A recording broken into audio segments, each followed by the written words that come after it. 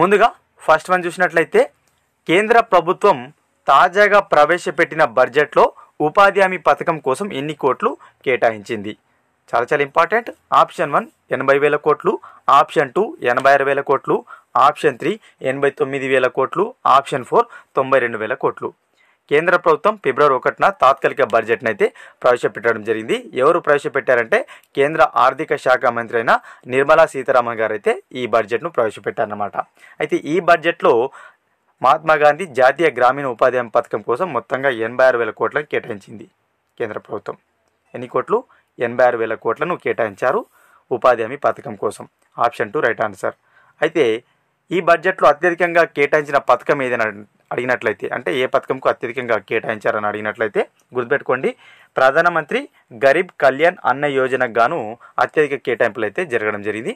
ఎన్ని కోట్లు అంటే 2,05,250 కోట్లు అయితే ఈ పథకం కోసం కేటాయించింది కేంద్ర ప్రభుత్వం. ఓకేనా, చాలా ఇంపార్టెంట్. నెక్స్ట్ వన్, ఈ క్రింది వాటిలో సరికానివి. సో మనకు భారతరత్న అవార్డులకు సంబంధించి అయితే ప్రశ్న అడుగుతున్నారు, చూద్దాం. ఆప్షన్ ఏ, ఈ ఏడాది భారతరత్న 4 వచ్చింది. ఓకేనా. ఆప్షన్ బి, ప్రధానమంత్రులుగా పనిచేసిన వాళ్లకు 8 మందికి భారతరత్న అయితే ఇవ్వడం జరిగింది ఇప్పటివరకు అని అడుగుతున్నారు, చూద్దాం. ఆప్షన్ 1 ఏ తప్పు, ఆప్షన్ 2 బి తప్పు, ఆప్షన్ 3 ఏబి తప్పు, ఆప్షన్ 4 ఏబి సరైనవే. అయితే ఈ ఏడాది 2023 ఇయర్కు సంబంధించి మొత్తంగా 4 కాదు 5 ఇవ్వడం జరిగింది అవార్డు. ఇక్కడ 4 అని ఇచ్చారు కాబట్టి ఆప్షన్ ఏ రాంగ్. 5 అవార్డు ఇచ్చారు.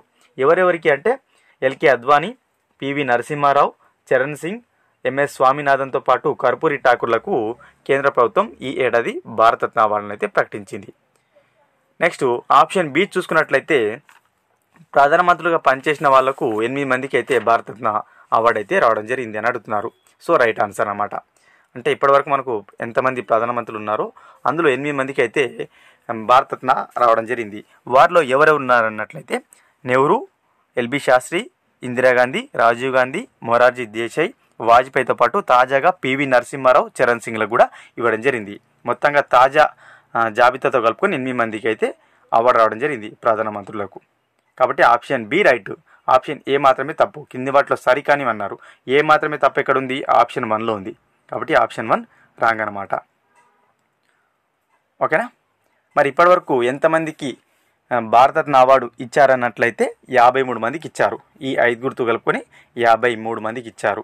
50వ భారతరత్న అవార్డు ఎవరికి వచ్చిందని అడిగినట్లయితే ఇది కూడా ఇంపార్టెంట్. ఎల్కే అద్వానీకి అయితే 50వ భారతరత్న అవార్డు అయితే అనౌన్స్ చేయడం జరిగింది. 49వ వ్యక్తి ఎవరంటే కర్పూరి ఠాకూర్. ఓకేనా. ఈ విధంగా డీటెయిల్గా చదవండి, క్వశ్చన్ చాలా డెప్త్గా అడగబోతున్నారు. ఓకేనా. Next one, so TSPC present ట్రెండ్లో అయితే నేను క్వశ్చన్ చేస్తున్నాను కాబట్టి తప్పకుండా వీడియోని లైక్ చేయండి. ఎందుకంటే లైక్ చేయడంతో మన వీడియో చాలామందికి రీచ్ అవుతుంది. మరిన్ని వీడియోస్ నేను తీసుకురావడానికి అవకాశం ఉంటుంది, సపోర్ట్గా ఉంటుంది. Okay friends. నెక్స్ట్ వన్ చూసినట్లయితే 66వ గామీ అవార్డులలో మనకు సాంగ్ ఆఫ్ ది ఇయర్ అవార్డుగా నిలిచిన పాట ఏదని అడుగుతున్నారు. సో మనకు గామీ అవార్డ్స్ అంటే ఏవైతే మనకు ఈ సంగీత ప్రపంచం ఉందో సో వీటికి సంబంధించి అత్యుత్తమ అవార్డ్స్ అంటాం అనమాట. ఓకేనా. మనకు నెక్స్ట్ ఆప్షన్ 1 చూసుకున్నట్లయితే Billie Eilish, option 2 this is why, option 3 white horse, option 4 not strong enough.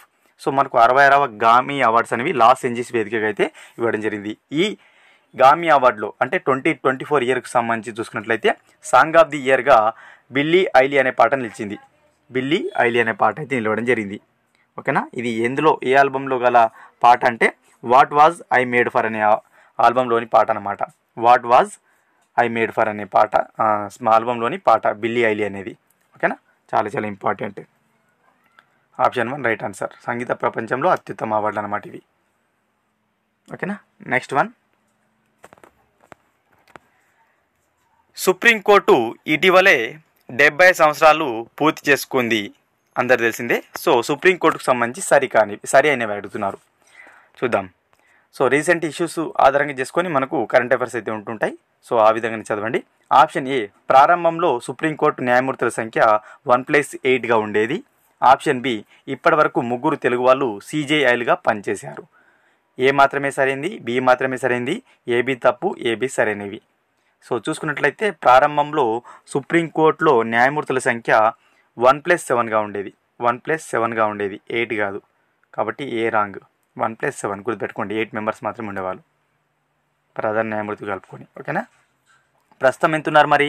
1+33 ఉన్నారు. అది కూడా ఇంపార్టెంట్. 1+33 ఉన్నారు. ఓకేనా, అంటే టోటల్గా 34 మెంబర్స్. అయితే ఆప్షన్ బి చూసుకున్నట్లయితే తప్పు కదా. ఆప్షన్ బి చూసుకున్నట్లయితే ఇప్పటివరకు 3 తెలుగు వాళ్ళు ప్రధాన న్యాయమూర్తులుగా పనిచేశారు. ఇది కూడా రాంగ్. ఎందుకంటే ఇప్పటివరకు సుప్రీంకోర్టుకు ప్రధాన న్యాయమూర్తులుగా తెలుగువారు 2 మాత్రమే పనిచేశారు. ఒకరు కోకా సుబ్బారావు గారు, ఓకేనా, 1966లో చేయడం జరిగింది. ఇంకొకరు 2021లో ఎన్వి రమణ గారు 48వ చీఫ్ జస్టిస్గా పనిచేయడం జరిగింది అనమాట. సో 2 మాత్రమే తెలుగు వాళ్ళు ఇప్పటివరకు సుప్రీంకోర్టుకు ప్రధాన న్యాయమూర్తులుగా పనిచేశారు. కాబట్టి 3 అనేది రాంగ్. ఇక్కడ మనకు ఏబి తప్పు ఎక్కడుంది? ఆప్షన్ 3లో ఉంది. ఓకేనా, ఆప్షన్ 3 రైట్ ఆన్సర్. మనం ఏమంటాం ఇక్కడ సరి అయినవి అడిగాయి కాబట్టి ఏ అయినా సరే ఉంటుంది, బి అయినా సరే ఉంటుంది, లేకుంటే ఏబి అయినా సరే ఉంటుంది. ఏబి తప్పు పైన ఎక్కువ ఫోకస్ చేయలేకపోతాం. కాబట్టి గమనించండి. కాబట్టి ఫుల్ఫిల్గా మనకు ఒక అంశం చదివేటప్పుడు పూర్తిగా చదవండి. ఈ విధంగానే క్వశ్చన్స్ అయితే అడుగుతున్నారు, మీరు అందరు చూస్తున్నారు. కాబట్టి ఇదే విధంగా ప్రాక్టీస్ చేయండి. Okay friends. Next one,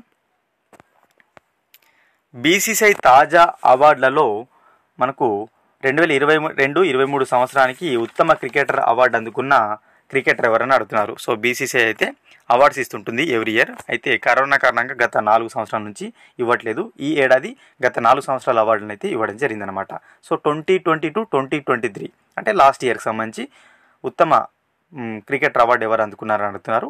option 1 Shubman Gill, option 2 Ravichandran Ashwin, option 3 Bumrah, option 4 Shami. So 2022-23 సంవత్సరానికి ఉత్తమ క్రికెటర్ అవార్డును శుభ్మన్ గిల్ అందుకోవడం జరిగింది. అయితే ఇందులో అశ్విన్ వచ్చేసి మనకు చూసుకున్నట్లయితే 2021 ఇయర్కు, అశ్విన్ 2021 ఇయర్కు, బూమ్రా వచ్చేసి చూసుకున్నట్లయితే 21-22 ఇయర్కు, అదేవిధంగా షమి వచ్చేసి 19-20 ఇయర్కి అయితే ఉత్తమ క్రికెటర్ అవార్డును అయితే అందుకోవడం జరిగింది. శుభ్మన్ గిల్ మాత్రం 22-23 ఇయర్కి అందుకున్నాడు. ఓకేనా. బీసీసీఐ యొక్క వార్షిక అవార్డులు అంటాం వీటిని. ఇప్పటి నుంచి ఎవ్రీ ఇయర్ ఇస్తుంది. కరోనా కారణంగా గత 4 ఇయర్స్ నుంచి అయితే ఇవ్వలేకపోయింది. ఈ ఏడాది 4 ఇయర్స్కి సంబంధించిన అవార్డ్స్ అయితే ఇచ్చేసింది. ఓకేనా. ఏ ఇయర్లో ఎవరు పొందారనేది ఇంపార్టెంట్. జతపరచండి అడిగినా కూడా అడుగుతారు. తెలంగాణ రాష్ట్ర ఆర్థిక శ్వేతపత్రం ప్రకారం తెలంగాణ రాష్ట్ర అప్పులు ఎంత? చాలా చాలా ఇంపార్టెంట్. తెలంగాణలో కాంగ్రెస్ ప్రభుత్వం ఏర్పడిన తర్వాత డిసెంబర్ 20న ఉప ముఖ్యమంత్రి అయిన బట్టి విక్రమార్క గారు అయితే ఈ శ్వేతపత్రంను అసెంబ్లీలో పెట్టడం జరిగిందనమాట. 42 పేజెస్ అయితే ఉంది. సో ఈ ఆర్థిక శ్వేతపత్రం ప్రకారం ఏదైతే ఉందో తెలంగాణ అప్పులు ఎంత అంటే 6,71,757 కోట్లు. 6,71,757 కోట్లు. చాలా చాలా important. Option 2 right answer. Telangana రాష్ట్ర అప్పులు ఎంత? 6,71,757 కోట్లు. దేని ప్రకారం? తెలంగాణ రాష్ట్ర ఆర్థిక శ్వేతపత్రం ప్రకారం. ఎవరు ప్రవేశపెట్టారు దీన్ని అంటే ఉప ముఖ్యమంత్రి అయిన బట్టి విక్రమార్క గారు ప్రవేశపెట్టారు. ఈ రోజున డిసెంబర్ 20న. ఓకేనా. నెక్స్ట్ వన్, నాటోకు సంబంధించి సరి అయినవి. సో మనకు చూసుకున్నట్లయితే నాటో ఏదైతుందో నాటో కూటమికి సంబంధించి సరి అయినవి, సరి కానివి అడుగు. ఓకేనా, ఇక్కడ తప్పు వచ్చింది, సరి కానివి. సో చూద్దాం. ఆప్షన్ ఏ 32వ సభ్య దేశంగా ఫిన్లాండ్ చేరింది. ఆప్షన్ బి 1950లో నాటో ఏర్పడింది. సరి కానివి అడుగుతున్నారు. సో 32వ సభ్య దేశంగా మనకు ఇటీవల చూసుకున్నట్టయితే స్వీడన్ చేరిందనమాట. ఇక్కడ ఫిన్లాండ్ అని ఇచ్చారు. ఫిన్లాండ్ కాదు, ఆప్షన్ ఏ రాంగ్. నాటో ఎప్పుడు ఏర్పడింది మరి? 1949లో ఏర్పడింది. కాబట్టి ఆప్షన్ బి కూడా రాంగ్. 31వ సభ్య దేశంగా ఫిన్లాండ్ ఏర్పడితే 32వ సభ్య దేశంగా స్వీడన్ ఏర్పడింది. గుర్తుపెట్టుకోండి, 1949లో నాటో ఏర్పడింది. కాబట్టి ఏబి తప్పు, 2 తప్పు. కాబట్టి option 3 wrong. Option 3 right answer. A B తప్పు ఎక్కడ ఉంది? ఆప్షన్ 3లో ఉంది. ఓకేనా. చాలా చాలా ఇంపార్టెంట్. నాటోకు సంబంధించిన క్వశ్చన్ అడగవచ్చు. ప్రీవియస్గా కూడా అడగడం జరిగిందనమాట. 31వ సభ్య దేశం ఫిన్లాండ్ కాగా 32వ సభ్య దేశం మనకు స్వీడన్ అన్నమాట. ఓకేనా. నెక్స్ట్ వన్, తాజాగా భారత ప్రభుత్వం యూపీఐ సేవలను 3 దేశాలలో ప్రారంభించింది. అందులో లేని దేశం ఏది? సో 3 దేశాలు అయితే ఉన్నాయి. సో 3 దేశాలలో లేనిది ఏదని అడుగుతున్నారు. Option 1 France, option 2 Sri Lanka, option 3 Mauritius, option 4 Bangladesh. So భారత ప్రభుత్వం యూపీఐ సేవలను ఇటీవల 3 దేశాలు ప్రారంభించగా లేనిది ఏదంటే బంగ్లాదేశ్. ఈ పైన 3 దేశాలలో ప్రారంభించడం జరిగింది. ఫ్రాన్స్, శ్రీలంక, మారిషస్లో భారత్ యూపీఐ సేవలను ప్రారంభించింది. బంగ్లాదేశ్లో ప్రారంభించలేదు. కాబట్టి ఈ యూపీఐ ప్రారంభించిన దేశాలు లేనిది బంగ్లాదేశ్ అన్నమాట. Option 4 right answer. ఓకేనా. నెక్స్ట్ వన్, పంటల బీమా సంబంధిత సేవల కోసం కేంద్ర ప్రభుత్వం ఇటీవల ఒక పోర్టల్ని అయితే ప్రారంభించింది. ఆ పోర్టల్ పేరేమిటి? చాలా చాలా ఇంపార్టెంట్. ఓకేనా. కేంద్ర ప్రభుత్వం ఈ పంటల బీమాకు సంబంధించి రైతులకు సహాయార్థం అన్నమాట ఒక పోర్టల్ను ప్రారంభించింది. సో ఆ పోర్టల్ పేరేంటని అడుగుతున్నారు. ఆప్షన్ 1 ఫసల్, ఆప్షన్ 2 సారథి, ఆప్షన్ 3 కిసాన్, ఆప్షన్ 4 యోజన. పంటల బీమా సంబంధిత సేవల కోసం కేంద్ర ప్రభుత్వం ప్రారంభించిన పోర్టల్ పేరు, వెబ్సైట్ పేరు సారథి. ఓకేనా. సారథి అనే పేరుతో అయితే కేంద్ర ప్రభుత్వం పోర్టల్ను ప్రారంభించింది. Option 2 right answer. ఒక హెల్ప్ లైన్ నెంబర్ కూడా ప్రారంభించింది. ఆ హెల్ప్ లైన్ నెంబర్ ఏంటని కూడా అడగవచ్చు. 14447. ఓకేనా. 144 అనే 7 హెల్ప్ లైన్ నెంబర్ కూడా కేంద్ర ప్రభుత్వం ప్రారంభించింది. హెల్ప్ లైన్ నెంబర్ను చాలా చాలా important. Next one and last one, SIM internet లేకుండా మొబైల్లో టీవీ ప్రసారాలు అందించే సాంకేతికతను అభివృద్ధి చేసిన ఐఐటికి సంబంధించిన క్వశ్చన్ ఖచ్చితంగా అడుగుతుంటారు. ప్రతి ఎగ్జామ్లో కూడా మనం గమనిస్తుంటాం. సో ఏదో ఒక ఐఐటి మనకి ఏదో ఒకటి ఆవిష్కరిస్తుంటుంది, ఏదో ఒకటి డెవలప్ చేస్తుంటుంది కాబట్టి ఖచ్చితంగా క్వశ్చన్ అడుగుతుంటారు సైన్స్ అండ్ టెక్నాలజీ కింద. కాబట్టి ఈ క్వశ్చన్ కూడా చాలా ఇంపార్టెంట్ అనమాట.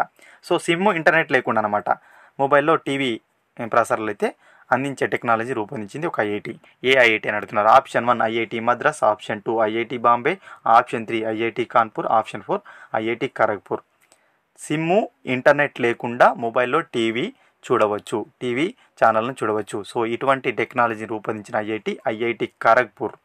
చాలా చాలా ఇంపార్టెంట్. సో ఐఐటి ఖరగ్పూర్ మనకు ఈ టెక్నాలజీని అయితే డెవలప్ చేయడం జరిగిందనమాట. ఓకేనా. Option 4 right answer. ఇవి ఫ్రెండ్స్ ఈ వీడియోలో భాగంగా ఇంపార్టెంట్ కరెంట్ అఫైర్స్. వీడియో కనుక నచ్చినట్లయితే తప్పకుండా లైక్ చేయండి. లైక్ చేయడంతో మన వీడియో చాలామందికి రీచ్ అయ్యే అవకాశం ఉంటుంది. మరిన్ని వీడియోస్ నేను తీసుకురావడానికి సపోర్ట్గా ఉంటుంది. ఓకే ఫ్రెండ్స్, ఇంకొక ఇంపార్టెంట్ వీడియోతో మీ ముందుంటాను. Thank you so much.